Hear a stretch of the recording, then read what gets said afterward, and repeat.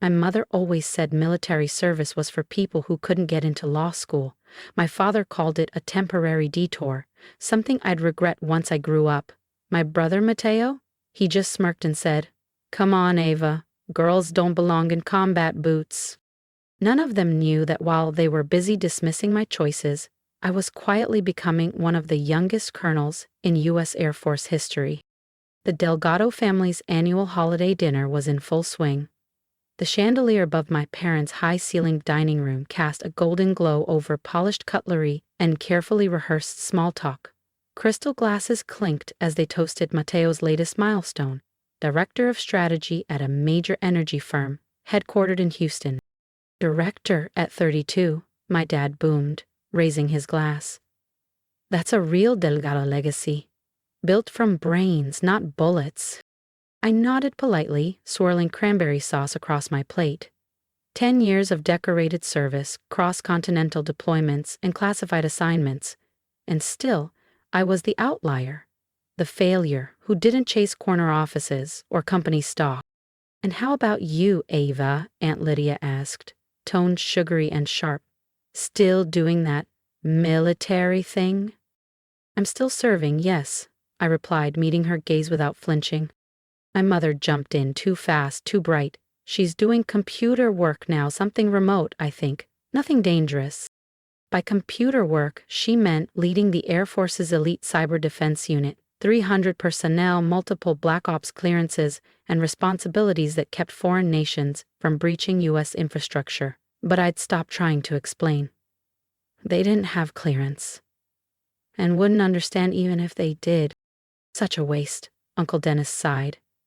With your Ivy League education, Ava, you could have done something meaningful by now, like your brother. Mateo grinned and lifted his wine. "There's still time, sis. I could probably get you in at my company, entry level, of course." He winked, something more manageable for a woman. The table chuckled like he told the world's most original joke. I clenched my water glass, biting back the memory of the classified briefing I'd just delivered to the White House 2 days ago. Or the top-secret mission I was leading tomorrow. Or the medal quietly tucked away in my desk drawer. One the president himself had signed. "Ava just needs to realize," my father chimed in, "some people aren't wired for the business world. The military's a respectable fallback." Fallback? I almost laughed. They had no idea that Titan Tech Solutions, the defense division I commanded, was the same division Anderson Petroglobal had been desperately courting for the past 6 months. My father's prize corporation needed a federal cybersecurity contract to qualify for a new energy infrastructure expansion. And I was reviewing that contract tomorrow morning. "I heard they're letting women be officers now," my cousin Camila said, swirling her wine. "Maybe you could go for a promotion, Ava. Aim for, what comes next, sergeant?" I bit the inside of my cheek. Camila, bless her heart, couldn't tell a sergeant from a squadron. She thought a flight suit came with pom-poms. Let them believe what they wanted. Tomorrow would be enlightening. "Actually," my mother chimed in with false cheer, "Ava's friend James just started his own tech company. He's single, you know. Maybe it's time to think about settling down, dear. Find a nice man who can take care of you." James, I nearly laughed. They meant Major General James Harrison, my direct superior. Recently divorced, yes, but from his husband, not a wife. And he wasn't starting a tech company. He was spearheading the Department of Defense's joint initiative on civilian infrastructure protection. He'd be sitting across from Anderson Petroglobal's board tomorrow morning. "I'm focused on my career right now," I replied simply. My father scoffed. "What career?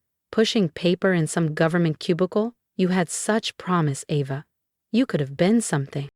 I stood up slowly, placing my linen napkin beside the untouched dessert plate. "I should go. Early meeting tomorrow." Mateo smirked. "Wouldn't want to be late for roll call." I didn't respond. As I stepped into the foyer, my father's voice followed like a shadow. "One day, you'll realize what you've thrown away. The Delgado name used to mean something in this city." If only he knew. Tomorrow, the Delgado name would mean something very different. Once inside my car, I pulled out my encrypted phone and dialed a familiar number. "Everything ready for tomorrow, Major?" I asked. Yes, Colonel, came the reply, sharp and certain. Operation greenlit for 900. Anderson's board won't know what hit them. Excellent, I said. Make sure all documentation is pre-cleared. No surprises. I want this handled cleanly, by the book. Of course, ma'am. Still think you should have told them. I watched the porch light dim as I pulled away from the house. Their silhouettes stood at the window, still unaware. They'll find out soon enough. Back at my apartment, not the military housing unit my family imagined, but a sleek penthouse perched above the San Antonio Riverwalk, I kicked off my heels and opened my laptop. The files were neatly laid out. Anderson's internal security framework was as porous as a screen door. They needed our contract, desperately, and they had no idea the fallback option, daughter, was the final signature they needed. A ping on my phone. Text from Mateo. Seriously, sis, think about that entry-level position. Could be good for you. I stared at the message for a long moment before powering off my phone. Tomorrow, I wouldn't be his fallback sister. Tomorrow, I'd be the one deciding if his company got to stay afloat. And they'd finally understand what I had built, not for their approval, but in spite of it. Better than wasting your life playing soldier. Mateo's text glared from my phone screen. I set it aside and opened my laptop, pulling up the final version of the classified thread analysis that would rock Anderson Petroglobal's board meeting in less than 12 hours. Sometimes, the best revenge isn't telling them they were wrong. It's letting them figure it out, slowly, publicly, and without a graceful exit. I crossed to the closet, brushing past jeans and blouses until I reached the garment bag at the back. I unzipped it gently. My dress blues shimmered softly in the closet light, metals gleaming against polished fabric. Tomorrow, I wouldn't be Ava, the stubborn daughter who never lived up to her potential. I would be Colonel Ava Delgado, commanding officer of the U.S. Air Force Cyber Defense Division, and the person holding Anderson Petroglobal's future in her hands. Dad always said the Delgado name meant something in this city. Tomorrow, he'd find out just how right he was. I picked up a photo from my desk. Me at 18, standing proud in my Air Force Academy uniform, while my family lingered stiffly in the background, their smiles more polite than proud.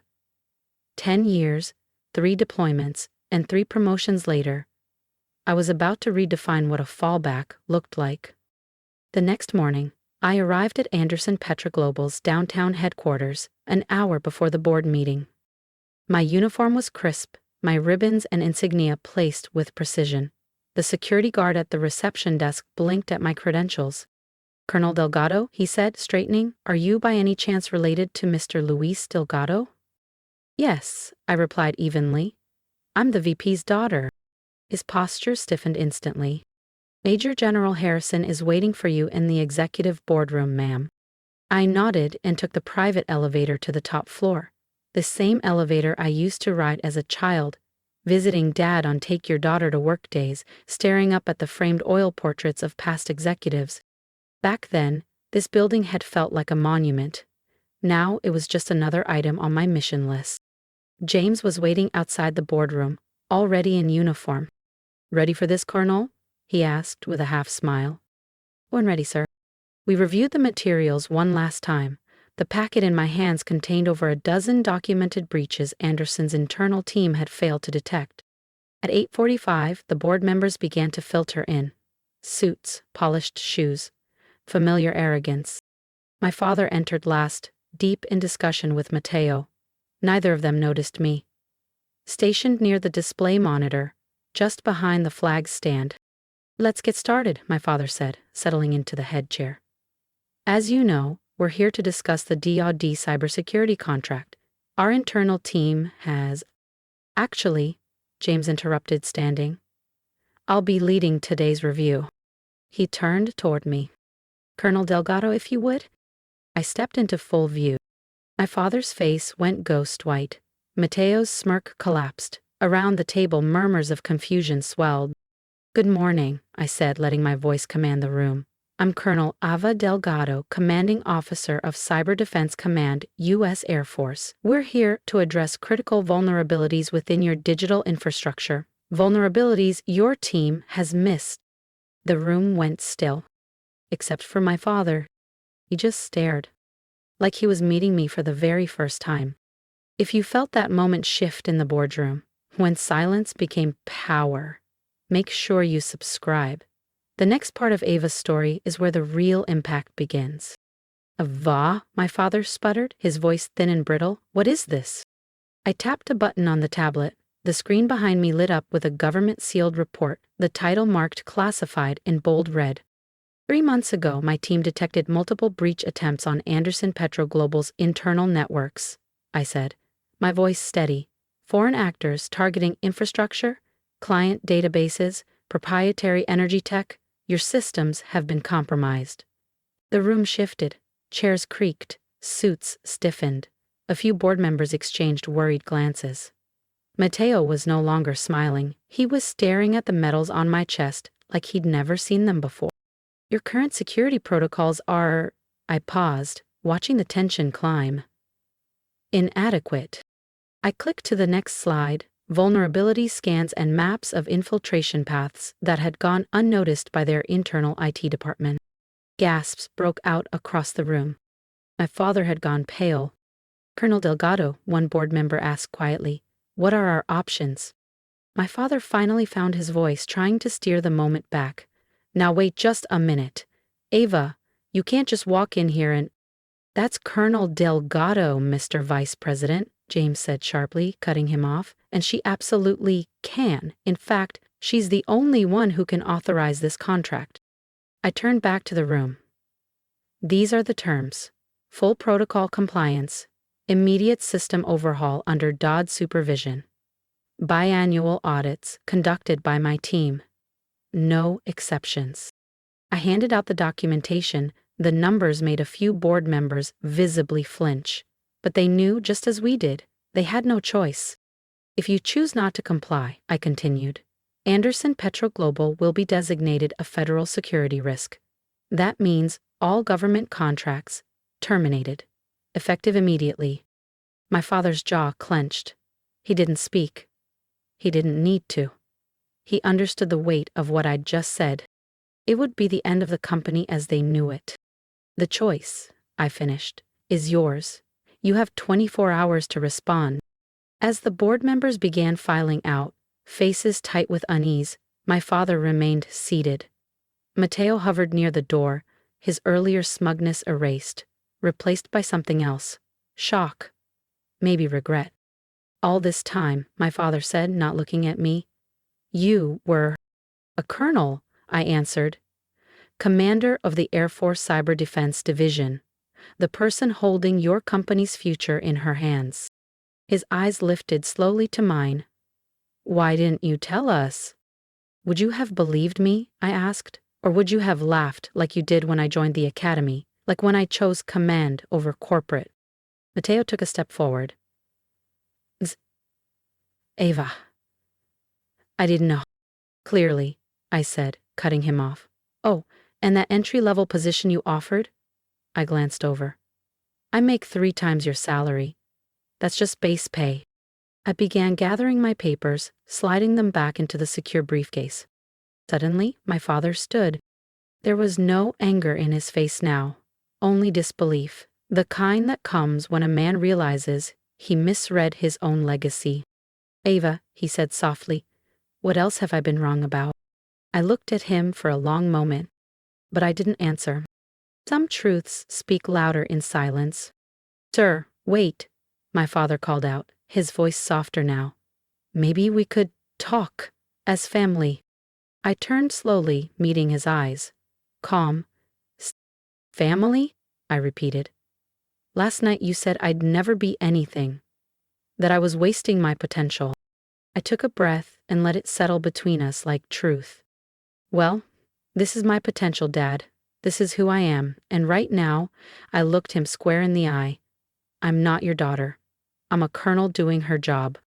At that moment, James appeared at the boardroom door. "Ready to go, Colonel? The Joint Chiefs are waiting for our briefing." My father blinked. "Joint Chiefs?" Mateo whispered, stunned. "Yes," I replied, stepping past them. "Turns out pushing papers in a military office can lead somewhere after all." That evening, my phone lit up with messages. My mother suddenly beaming with pride for her military daughter, Aunt Lydia awkwardly apologizing for her remarks, cousins asking if I could help their kids get into the Air Force. I ignored them all. Instead, I poured myself a glass of wine and stood by the window of my penthouse. Yes, the one they thought I couldn't possibly afford on a soldier's salary. The lights of San Antonio glittered below me like a constellation of every decision I'd made on my own. A week later, Anderson Petro Global signed the contract, the largest in company history. Quietly, the board voted to remove my father as vice president, suggested he take an early retirement. Mateo's department? First in line for the cybersecurity audit. I didn't attend the contract signing, delivering a closed-door briefing to Congress on the evolving threat of state-sponsored cyber warfare. Later that night, I received an email from my father. His words fumbled somewhere between apology and understanding. I was wrong. You've become something I never imagined. I replied with 2 sentences. I didn't become something, Dad. It always was something, you just couldn't see it. 2 months later, I was promoted again. The youngest brigadier general in Air Force history.